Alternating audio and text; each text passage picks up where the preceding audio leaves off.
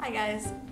This week we're going to talk about the 5 things that you're going to need to survive boarding school. Number 1, food.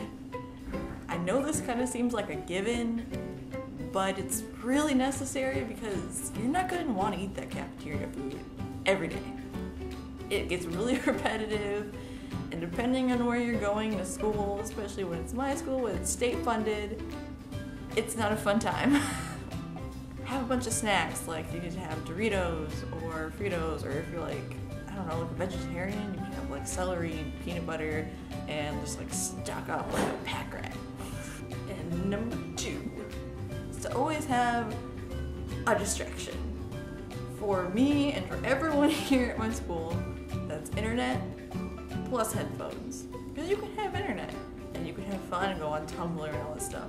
But when you want to actually like not pay attention to something, or like get away from your worries of like living in this horde of teenager angst and hormones, you need your headphones to actually like zone out. Whether that's with music or TV shows or movies, it's just really helpful to have some sort of distraction that will take everything away. Let's take everything away and put my hands towards me. That makes so much sense. So number 3. Friends. Which again should seem obvious, but to a lot of people it isn't, because they're not used to living with all these people all the time. So your parents are gone and you don't have anyone else to look after you. You need your friends. That probably sounded really bad, but your support group is your friends, and you can't like go home all the time, so you're going to need it. Number 4. I believe in you. Number 4. Number 4. You're gonna need a hobby. Don't make fun of me. Damn, I didn't say anything. 4. Hobby. 4. Number 4. You're going to need a hobby. And you probably already have one. To some people, the internet is their hobby, and so, you know, like digging into the deep, dark scariness that is the internet that's your thing. So really, for me, this is writing. And that's because writing is really useful just to kind of like get your emotions out there and to really just kind of face what you're feeling, if that makes sense.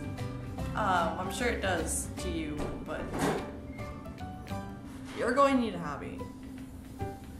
Not like one of those really low intensity ones like the internet, but more like an actual one, like whether it's reading or writing or painting or something like that, because it does help you to keep your sanity.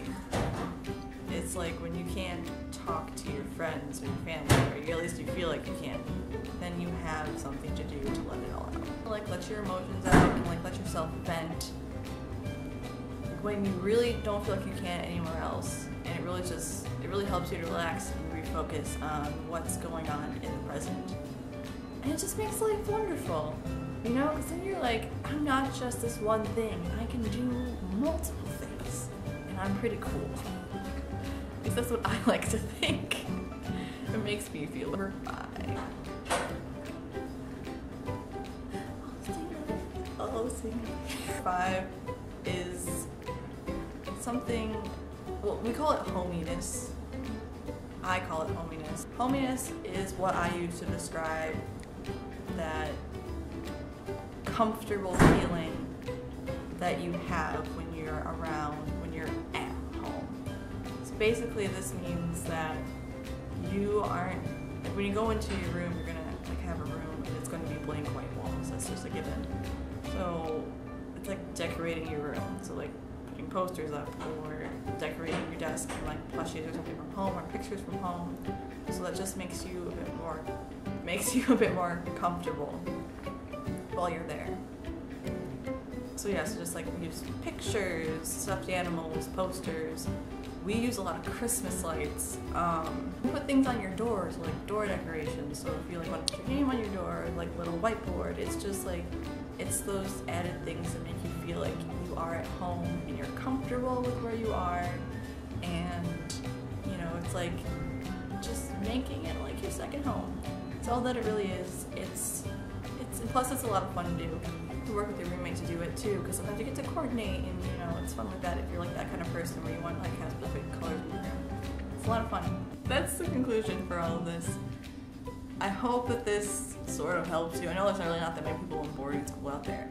So please feel free to apply this to your everyday life or your college life if you're one of those people. Have a wonderful day, lovely people, and you know, see you later, I guess.